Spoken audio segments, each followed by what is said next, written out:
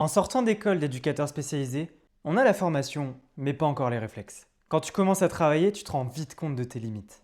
Tu as beau avoir 3 ans de formation, tu n'es pas au top. Tu fais des erreurs et il y a une belle marge de progression possible. En observant mes collègues plus expérimentés, j'ai identifié 5 réflexes que j'ai dû travailler pour être plus pertinent dans mon travail. J'appelle cela des réflexes parce que je me rends compte que c'est des automatismes chez ces collègues plus anciens. Même si ça va nécessiter une étape de conscientisation avant que ça devienne automatique. Dans cette vidéo, je vais donc te présenter les 5 réflexes et comment les obtenir. Avant de commencer, je m'appelle Axel, je suis éducateur spécialisé, je travaille en protection de l'enfance. Mais peu importe le secteur dans lequel tu interviens, je pense que tu pourras transférer ces réflexes dans ce travail. Et si tu veux devenir éducateur spécialisé, j'ai créé une préparation au concours d'entrée en formation. Tout ça afin de t'éviter de perdre 1 an avant d'entrer en formation ou de devoir payer des dizaines de concours pour réussir. Si ça t'intéresse, va faire un tour dans ma description, tu trouveras toutes les infos nécessaires. Tu le sais bien ça, qu'en tant qu'éducateur spécialisé, tu dois observer tout ça pour comprendre les personnes que tu accompagnes. Mais ça c'est facile quand c'est ta seule tâche. Sauf que quand tu es en poste, tu dois aussi gérer l'organisation, être attentif à tous, gérer l'administratif, le téléphone, le quotidien. Bref, ce n'est pas juste observer. Et ça m'est déjà arrivé plusieurs fois des situations comme ça. T'as vu quand même quand la porte elle a claqué au repas, comment le jeune il s'est figé pendant 10 secondes? Bon non, j'étais en train de finir mes lasagnes. C'est pas que t'es mauvais, c'est que ça demande un effort de concentration continue et que ça va prendre du temps avant que ce soit un réflexe.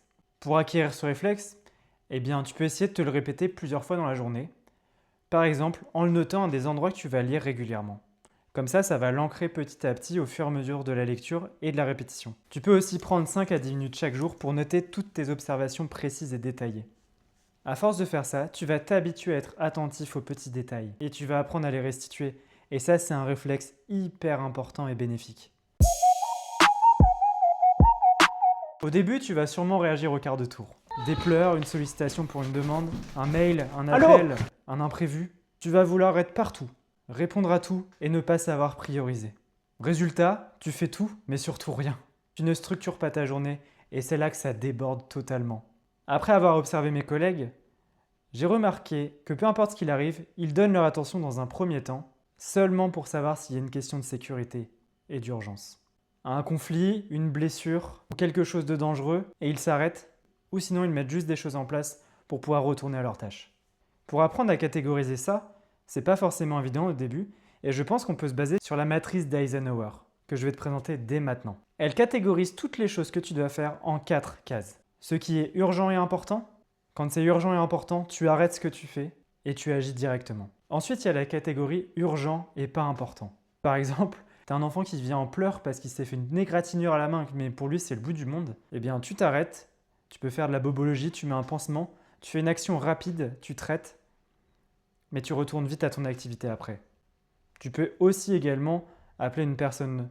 Par exemple, moi dans le foyer, quand il se passe des choses comme ça peut être juste un appel à l'infirmerie, tu décales et toi tu peux retourner à tes tâches. Ensuite, on a la case important, mais pas urgent.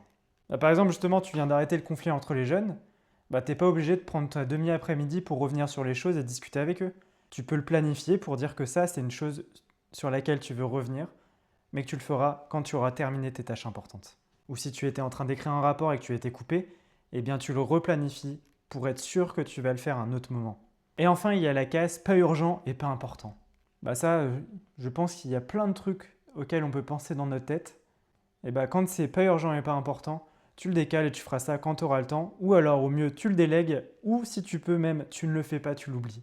Je sais pas, par exemple, il y a le lave-vaisselle qui vient de sonner parce qu'il faut le vider, tu vas pas arrêter ton écrit, soit tu envoies un jeune le faire, soit tu décales à ton collègue, ou soit tu te dis on verra ça plus tard.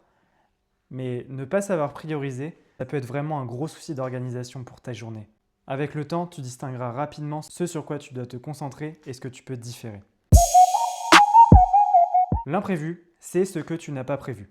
Merci Axel. De rien. Mais j'ai remarqué que mes collègues expérimentés arrivaient à prévoir l'imprévu. C'est fou, non? De quelle manière? En l'anticipant. Ça s'appelle la loi de Murphy. Tout ce qui est susceptible d'aller mal, ira mal. C'est un peu pessimiste comme vision. Mais par exemple, tu prends la route. Si tu as prévu dans ta tête qu'il y aura un tracteur qui va te bloquer la route pendant 10 minutes, tu pars 10 minutes plus tôt. Si tu sais que le mail que tu es en train d'écrire, il peut être mal compris et que ça peut faire rater le rendez-vous, tu vas clarifier ton mail. Si tu sais que le jeune que tu as mis dehors, il peut glisser et finir trempé et que tu vas devoir passer 15 minutes le temps qu'il se change avant de partir à l'école, eh bien tu vas peut-être le faire rentrer 15 minutes plus tôt. Évidemment, il ne faut pas devenir extrême dans la prévoyance et dans l'anticipation. On va partir à l'école la veille, ce sera plus sûr. Ce que je te dis juste, c'est de prévoir un peu plus que ce que tu fais pour éviter de tomber dans des pièges évidents. Anticiper, ce n'est pas être rigide. C'est protéger le cadre pour que ce ne soit pas le jeune qui paye le prix de tes oublis. Est-ce qu'il n'y a que moi qui ai fait ce genre d'erreur? J'ai pris rendez-vous chez l'orthophoniste. Quand? Demain midi. Nickel, au milieu de la journée d'école, quand on a tous les trajets à faire, qu'il n'y a personne de disponible, et qu'en plus il y a la visite famille 15 minutes après. Le planning, c'est comme Tetris. Tu vas vouloir bouger chaque pièce, en placer d'autres, mais tu vas devoir faire attention à toutes les autres pièces pour être sûr que ça rentre.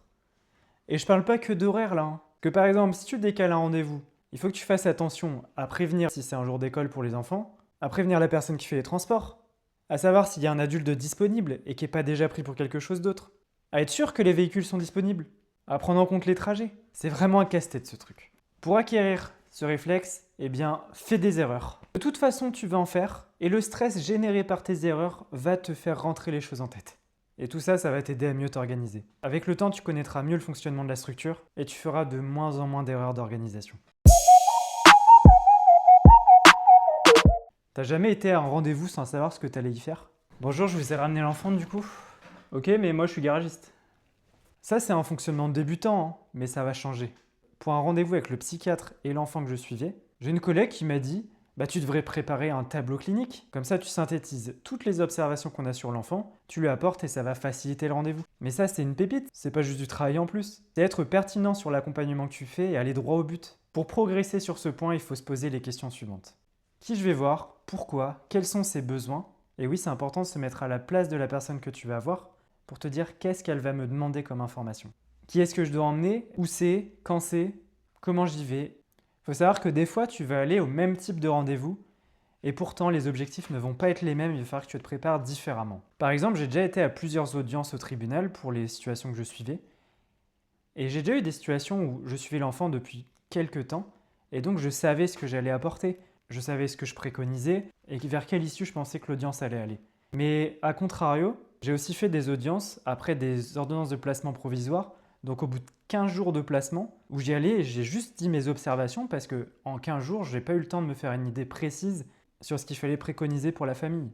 Ça, c'était la partie du juge.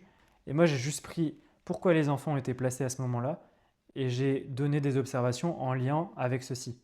En conclusion, ces 5 réflexes, tu ne les auras pas le premier jour.